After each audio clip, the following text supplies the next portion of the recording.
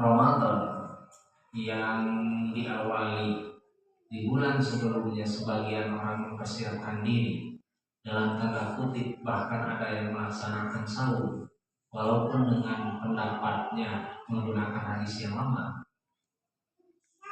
Itu menandakan bahwa kesiapan mental kita untuk menyambut Ramadan. Di Ramadan itu ada sunnah untuk kita menjaga sholat tarawih. Maka seandainya kita tidak siap dengan itu dan tidak mempersiapkan diri kita untuk melaksanakan itu, maka tarawih itu akan jadi beban. Kita akan menambah beban dalam hidup kita ketika malam harus melaksanakan tarawih. Kalau kita beranggapan bahwa dan tidak mempersiapkan Ramadan ataupun sholat tarawih di bulan sebelumnya. Bahasa kita mungkin kalau kita tidak pemanasan dari mulai sekarang untuk melaksanakan sholat tahajud atau sholat malam, maka ketika nanti tarawih harus dilaksanakan, itu kita menambah beban. Jadi seolah-olah kita mendapatkan beban yang baru dengan adanya sholat tarawih itu. Kalau kita tidak mempersiapkannya, jadi mungkin di pikiran kita, sisi lain kita senang dengan datang Ramadan, tapi tidak senang dengan ibadah-ibadah yang ada. Kalau kita mau jujur, apa yang menyebabkan kita senang dengan datangnya Ramadan? Muka pikiran Ramadan aja lebaran di pikiran. Jadi kalau kita mau jujur, apa yang menyebabkan? Apakah benar kita senang dengan datangnya Ramadan, ataukah biasa saja? Atau dalam pikiran kita kalau lebaran, kalau Ramadan berarti bakal kayak lebaran, menang THR, menang itu, menang iya dan sebagainya. Nah, jadi kalau kita mau jujur, apa yang menyebabkan kita? Apakah benar kita itu merasa senang dengan kedatangan Ramadan? Atau mungkin nih biasa saja, atau memang dibuat-buat oleh kita untuk merasa senang dengan datang Ramadan, padahal hati kita biasa saja. Hati kita merasa tidak ada yang istimewa. Maka bagaimana kita bisa mendapatkan keutamaan Ramadan? Banyak keutamaan di bulan Ramadan kalau kita sendiri menyambut dan menganggap Ramadan itu seperti bulan yang lainnya. Kalau kita mau jujur, apakah Ramadan itu benar-benar undangan untuk kita ataukah rutinitas tahunan saja? Besar kemungkinan memang kita rutinitas tahunan saja. Sehingga ketika Ramadan itu datang, lalu ada sholat tarawih, lalu ada tradisi, jadi kita tradisi khatam Al-Quran, baca Quran, tradisi anu dan yang lainnya ataupun ibadah-ibadah yang lainnya, kita menganggap seperti tradisi, padahal itu bagian dari keutamaan Ramadan. Kalau kita Ramadan dianggap sebagai rutinitas, maka tarawihnya itu akan jadi beban bagi kita. Tadarus Al-Qurannya akan menjadi beban bagi kita. Sehingga ketika Ramadan punya target menyelesaikan satu Al-Quran atau 30 juz, itu akan menjadi beban bagi kita. Karena target yang kita buat itu sebagai bentuk beban, maka kita akan merasa berat. Sehingga ketika awal Ramadan kita semangat, tapi ketika di pertengahan yang awal Ramadan bisa hatam 1 sampai 2 juz dalam satu hari, menjelang akhir justru jangankan 1 atau 2 juz, 2 halaman saja menjadi berat. Karena susah untuk istiqomah ketika memulai ibadah itu bukan karena Allah, atau mungkin ketika memulai ibadah itu bukan dikarenakan menyambut dengan baik terhadap Ramadan itu. Nah, kita masih ada kesempatan di berapa hari, Minggu, Senin, Selasa ya. Nah, Rabu berarti kita masih punya waktu sampai hari Rabu itu sudah mulai tarawih. Coba mulai di malam ini untuk melaksanakan sholat tahajud supaya otot kita, sendi kita tidak terlalu kaget. Begitu taraweh kan 11 rakaat langsung itu akan kaget. Pikiran kita jangankan yang tidak terbiasa, yang biasa saja terkadang perlu kebiasaan lagi. Kalau kita tidak memulai dari hasil itu akan kaget. Dari sholat isya biasa kita tidur, lalu kita melaksanakan sholat. Bisa ketika kita memulai di awal. Tapi apakah yakin akan istiqomah ketika kita tidak mempersiapkan itu? Maka persiapkan dari hari ini untuk melaksanakan tahajud. Kalaupun tidak bisa 11 rakaat, minimal ada bagian sholat untuk kita laksanakan di 5 atau 4 malam terakhir sebelum Ramadan, supaya ketika tarawih di pikiran kita sudah terbiasa. Karena yang berat itu sebenarnya bagi kita itu adalah ibadah-ibadah di bulan Ramadan itu, bukan saumnya. Jadi kalau saumnya karena sudah terbiasa di bulan Ramadan saum, itu anak-anak saja, anak SD itu bisa. Yang lebih berat dari itu bagi kita, bukan bagi orang-orang yang tidak biasa saum, yang utara saum, aneh kan. Bagi kita yang sudah biasa melaksanakan saum di bulan Ramadan, justru yang berat bagi kita itu memperlakukan dengan istimewa ibadah-ibadah selain saum. Hari saudara kan semua mungkin ditinggalkan ya, menyawa Ramadan dan lebih dekat kekuasaan kan itu selalu kita udah nggak mungkin ya, tanpa utur kita udah pasti tidak mungkin meninggalkan sahur, tapi menghidupkan ibadah-ibadah di bulan Ramadan itulah yang paling sulit bagi kita mengistiqomahkan dalam diri kita. Apakah kita sudah mencatat setiap target-target yang ingin kita lakukan di bulan Ramadan? Atau kita minimal tahu kekurangan kita di tahun kemarin itu apa saja? Dengan pikiran kan? Tahun kemarin kekurangan kita apa saja di Ramadan itu?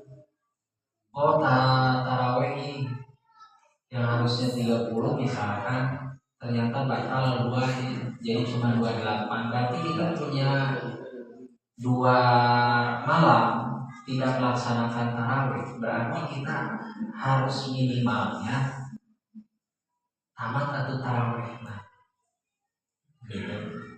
Jadi mengevaluasi terhadap ibadah kita itu penting, karena memang kelemahan di kita itu kita tidak mau mengevaluasi terhadap ibadah-ibadah yang sedang kita lakukan.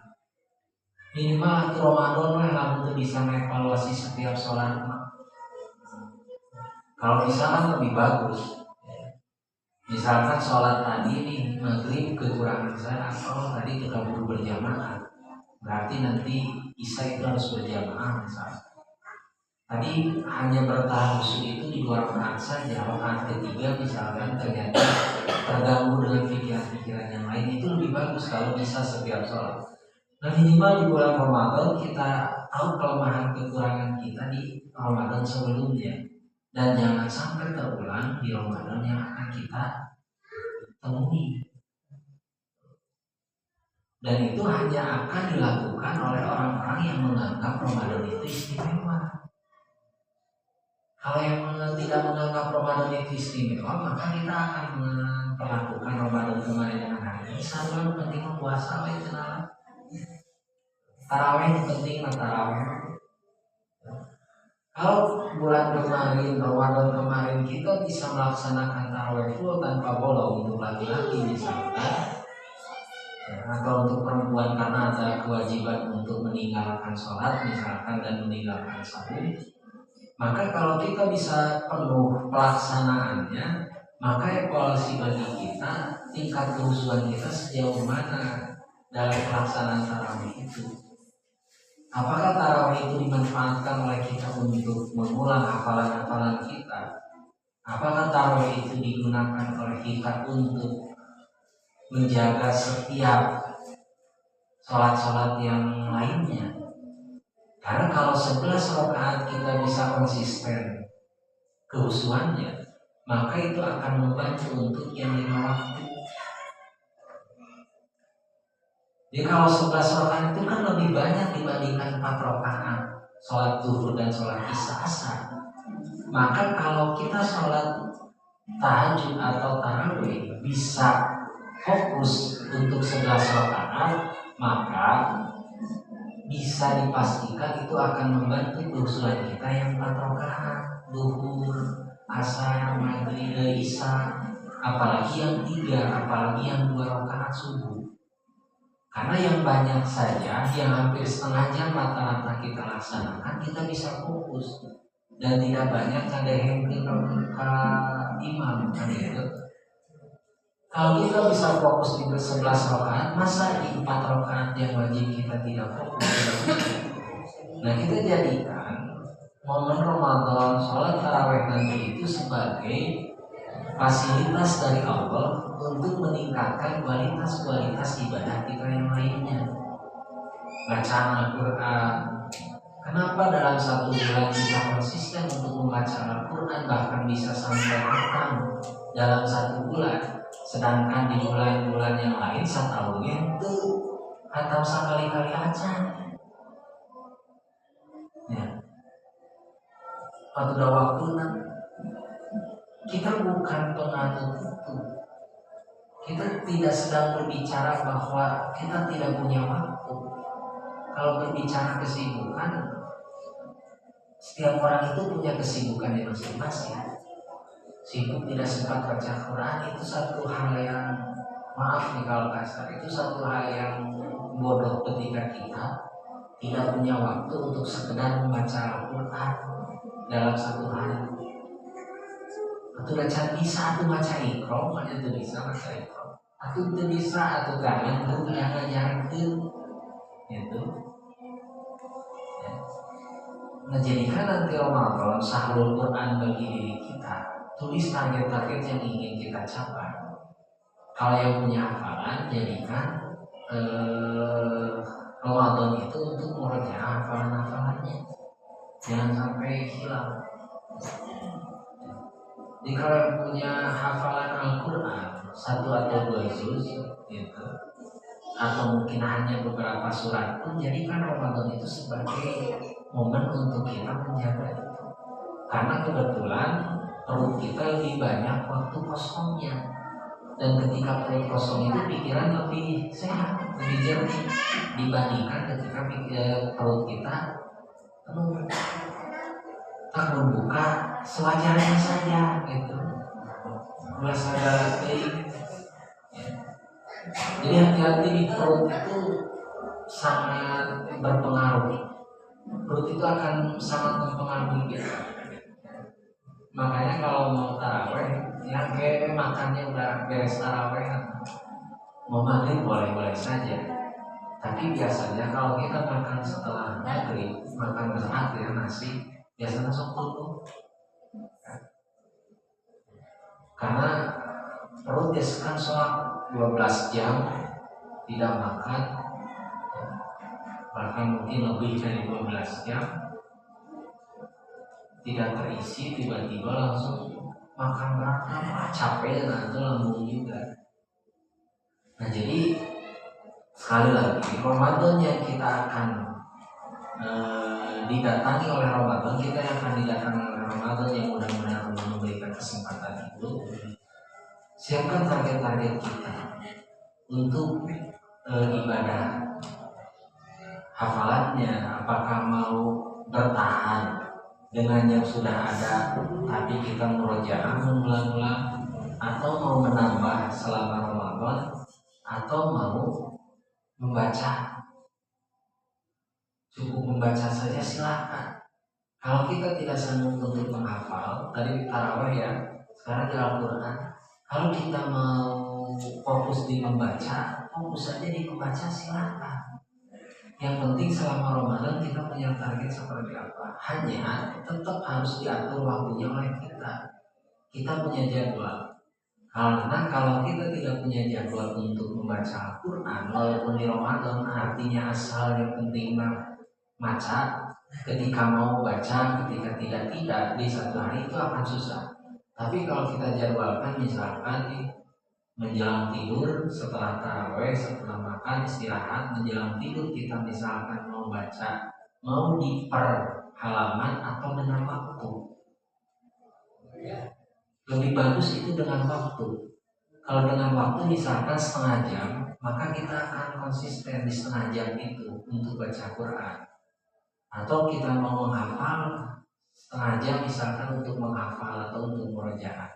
Kalau dengan sistem hafal halaman atau baris dalam menghafal, biasanya kita lebih cepat meninggalkan itu ketika sudah hafal. Misalnya, kita menghafal satu ayat, karena targetnya kita hafal per ayat, maka ketika kita sudah tahu, sebenarnya belum hafal, baru tahu tentang satu ayat itu nempel di kepala kita 5 menit, maka kita akan berhenti di 5 menit itu. Ada harus hafal, karena targetnya hafal. Tapi kalau targetnya setengah jam, maka satu ayat yang kita hafal itu akan terus kita ulang selama setengah jam itu. Atau mungkin bisa bertambah jadi 2 atau 3 ayat selama 3 jam, selama 30 menit itu, kalau targetnya dengan waktu. Tapi kalau targetnya dengan hafal, maka ketika sudah hafal 5 menit sudah. Termasuk membaca. Kalau kita targetnya membaca dengan halaman, maka ketika halaman itu selesai dalam 5 menit atau dalam 10 menit, maka kita akan selesai membacanya. Tapi kalau targetnya dengan waktu, misalkan setelah subuh itu kita baca setengah jam, maka dengan kondisi apapun minimal setengah jam kita tidak meninggalkan Al-Quran, maka kita akan lebih banyak. Jadi silakan saja targetnya, mau per halaman boleh saja, tapi itu akan lebih cepat kita meninggalkan tempat duduk kita. Tapi kalau dengan waktu, dengan setengah jam atau bisa 1 jam satu kali duduk, maka 1 jam itu bisa sampai 2 juz kan kita membaca Al-Quran itu. Ya. Tapi waktunya harus kita atur setelah subuh. Misalkan kita setelah subuh kita membaca Al-Quran. Ya. Kalau mau dengan menghafal berarti misalkan di waktu yang lain. Misalkan ketika sebelum sekolah atau pulang sekolah, pulang kuliah, atau yang kerja ketika pulang kerja, jadi tetap harus diatur dan ditetapkan waktunya. Jangan hanya sekedar membaca saja. Konsistenkan bahwa setiap subuh, setiap menjelang tidur, silakan saja diatur. Apakah mau membaca, mau menghafal, atau mungkin mengulang-ulang hafalan roja, itu silakan saja. Tapi kita punya target-target itu. Kita punya aturan main ketika kita masuk di Ramadan itu. Bukan hanya sekedar saya harus hatam Al-Quran satu Ramadan, setiap Ramadan saya harus hatam Al-Quran di bulan Ramadan. Tapi misalkan kita punya target 1 juz 1 hari, capek. Kita akan bosan kalau kita tidak atur waktunya. Misalkan kalau kita tidak atur 1 hari 1 juz, bisa saja setelah subuh kita baca 1 juz, maka nanti siang kita akan malas untuk membaca Al-Quran, sore kita akan malas untuk membaca Al-Quran menjelang maghrib, menjelang tidur pun kita akan meninggalkan Al-Quran karena kita beranggapan sudah selesai 1 juz itu. Tapi kalau kita targetnya 1 juz itu 1 hari dan dibagi waktu, maka kita akan belajar bagaimana memanage waktu kita di bulan Ramadan itu, dan bisa digunakan nanti ketika selesai Ramadan. Ya. Nah itu ibadah-ibadah yang ada di bulan Ramadan itu Allah tetapkan untuk membentuk karakter kita. Makanya kalau kita bisa konsisten saja selama 30 hari di bulan Ramadan, maka sebenarnya itu akan sangat membantu kita istiqomah di bulan yang lainnya. Asal kita konsisten untuk setiap waktunya ketika melaksanakan ibadah di bulan Ramadan. Makanya ketika selesai sholat tarawih, orang yang benar menyiapkan tarawihnya dan melaksanakan tarawihnya malam takbiran saja merasa hilang kalau tidak tarawih. Di kita kan malam takbiran saja kita sudah tinggalkan tarawih karena disebut dengan tarawih. Tarawihnya tidak ada, tapi tahajud tetap ada. Jadi lupa kalau kita tinggalkan itu, karena momennya sahur Ramadan itu syahrul tarbiyah. Ramadan itu cara Allah mendidik kita supaya kita konsisten selama 30 hari sebagai bekal untuk di bulan-bulan yang lainnya. Makanya puncaknya itu takwa, la'allakum tattaqun, yaitu supaya kita bisa konsisten dari setiap amalan yang kita lakukan selama 30 hari itu. Dan bentuk ketakwaan itu akan kita ketahui adalah selepas dari Ramadan.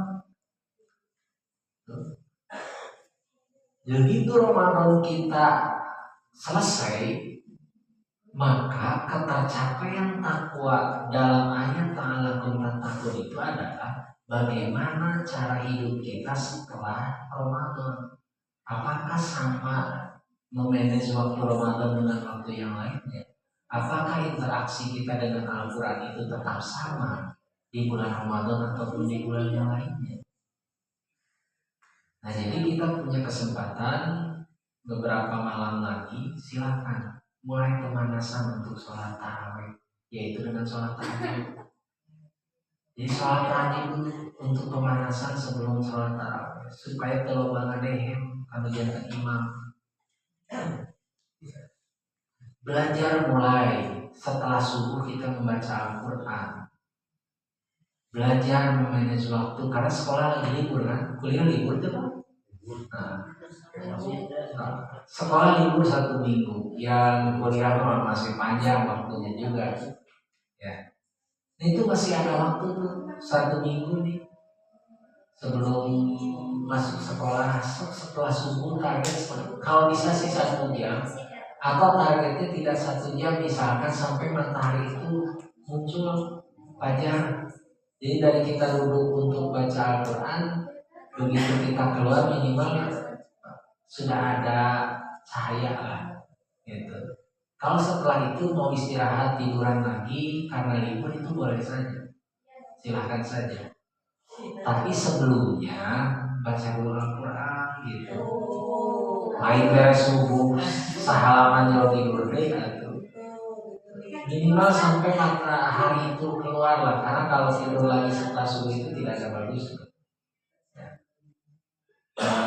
Kalau bisa ya lebih bagus nanti saja tidurnya menjelang zuhur, setengah jam lagi menjelang zuhur baru kita tidur siang.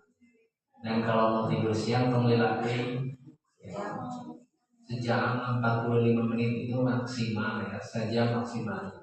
Nah, itu ibadah-ibadah yang akan kita hadapi di bulan Ramadan harus kita persiapkan sebagaimana kita memperlakukan orang-orang yang istimewa dalam hidup kita. Ketika ada seseorang yang akan bertamu ke kita, misalkan Neng Abi Bade Amang, oke. Seandainya orang itu istimewa, pasti kalau dia berjanji misalkan akan datang setelah maghrib, maka kita akan siap-siap di duhur kene. Di duhur kene teh geus mikiran naon anu kudu disiapkeun lamun tamu eta datang. Kudu masak naon, kudu make baju nu mana. Karena kita menganggap orang itu istimewa. Tapi kalau yang mau datangnya itu orang biasa, kan kayak orang geus maghrib teh ka dieu dan naon ka dieu itu minta kopi unggul misalkan. Maka kita tidak akan menganggap istimewa. Begitupun ketika Allah mengabarkan segala keistimewaan dan segala keutamaan Ramadan, hanya keilmuan dan keimanan kita yang akan memperlakukan Ramadan itu istimewa. Bagi orang-orang tertentu mungkin itu hanya jadi beban saja selama Ramadan ini. Kan gitu. Berpuasa, ya harus saum, harus tarawih, harus baca Quran, macet dan sebagainya. Itu akan jadi beban. Tapi kalau kita mengenal Ramadan istimewa, maka kita akan memperlakukan Ramadan itu dengan sangat baik. Dan yang utama, persiapkan hati kita untuk menyambut Ramadan itu. Kebersihan hati kita akan sangat mempengaruhi posisi Ramadan dalam kehidupan kita. Siapkan hati kita, bersihkan hati kita, mulai dari sekarang. Pemanasan termasuk taubat kita laksanakan sebelum Ramadan itu datang. Jadi bukan hanya sekedar seperti sekolah minta maaf dan sebagainya, tapi benar-benar kita banyak beristighfar, banyak bertobat sebelum Ramadan itu datang, sehingga ketika Ramadan datang hati kita benar-benar dalam keadaan siap menyambut Ramadan itu. Dan mudah-mudahan Allah memberikan kesempatan kita untuk sampai pada Ramadan di tahun ini dan menjadi lebih baik untuk kehidupan kita dengan segala proses yang kita lakukan. Itu saja mungkin yang bisa disampaikan untuk bekal, ya, sedikit bekal untuk saya pribadi, untuk semuanya menjelang Ramadan. Kalau Kang Haji dengan teman-teman punya tradisi kebiasaan ibadah itikaf, ya, maksud tradisi ini kebiasaan yang kita lakukan. Itikafnya beribadah pada lain tradisi. Kalau punya kebiasaan untuk melaksanakan itikaf, mudah-mudahan kita pun punya kesempatan untuk itu. Jadi itikaf itu luar biasa, ya, karena memang meninggalkan banyak hal. 10 hari meninggalkan banyak hal, pikiran untuk yang harusnya menjalankan barang pikiran lain-lain dan sebagainya. Kita fokus untuk ibadah, itu yang paling sulit dalam melaksanakan itikaf. Mudah-mudahan Allah memudahkan niatan orang-orang, saudara-saudara kita yang mau melaksanakan itikaf nanti di bulan Ramadan, dan mudah-mudahan kita pun diberi kesempatan oleh Allah untuk melaksanakan. Kita tutup saja dengan kafaratul majlis. Subhanakallahumma wa bihamdika asyhadu an la ilaha illa anta astaghfiruka wa atubu ilaik. Assalamualaikum.